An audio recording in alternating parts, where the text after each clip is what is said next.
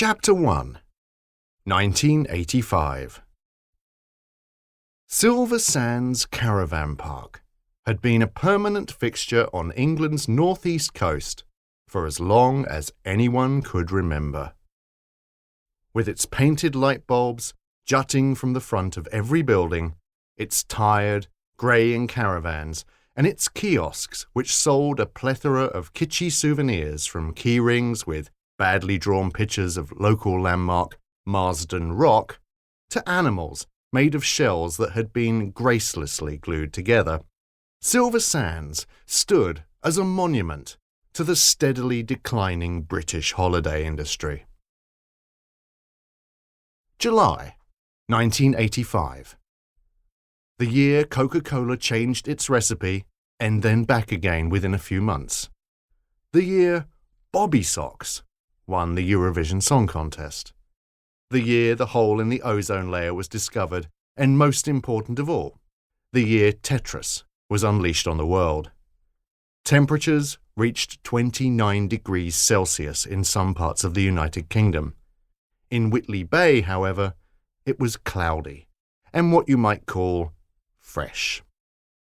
That didn't stop Troy Thompson, a 15-year-old long-haired lad who had been trying to grow a moustache for 3 years without success, from donning a pair of swimming trunks, then setting off for the outdoor pool, carrying a long orange sponge cylinder he'd purchased from an on-site kiosk.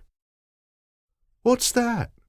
Troy, en route to a comfortable-looking sun lounger near the pool, turned to see Simon Johnson standing under a tree, covered head to toe in suntan cream.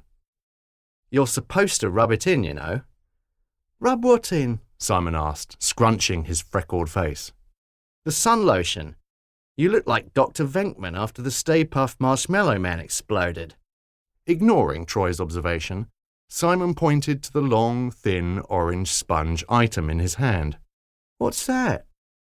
"Apparently, it's a flotation device which provides fun for all the family, not suitable for anyone under the age of 36 months. You coming in?" Troy nodded his head towards the swimming pool, which had various items of debris floating in the corners, which included, but was not limited to, leaves, ice lolly sticks, polystyrene cups, and sticking plasters. "I don't think I'll bother." Troy stepped up to the edge of the pool to inspect the objects floating on the surface more closely. The fact he couldn't quite identify them as objects that had existed on planet Earth before they found their way into the pool limited his choice of afternoon activities. "Me neither." "Geronimo!"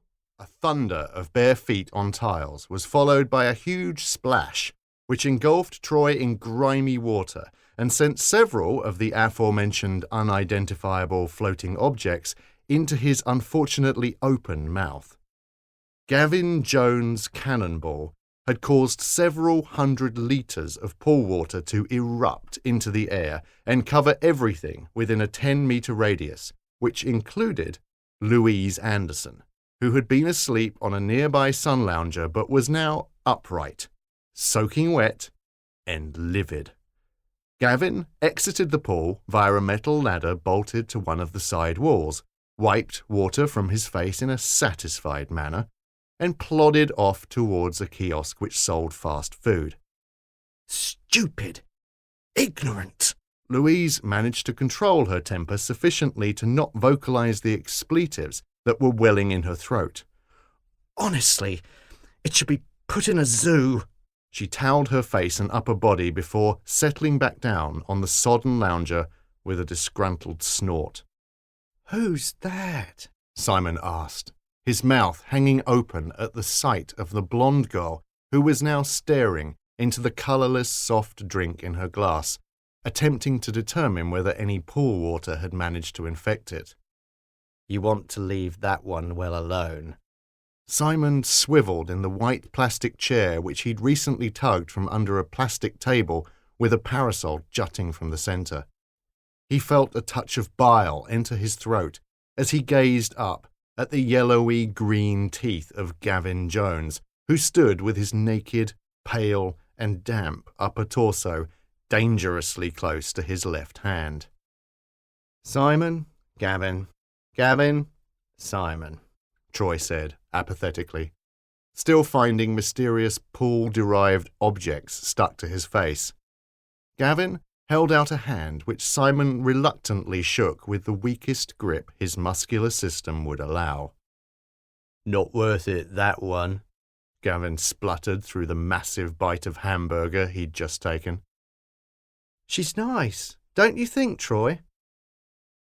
"If you like that sort of thing," Troy replied, squinting as a thin shaft of sun penetrated the grey clouds and bounced directly into his eyes off Gavin's pallid chest. "Most cynical person I've ever met, her. If you want to find out what's wrong with the world and everything in it, a few minutes with Louise will do it."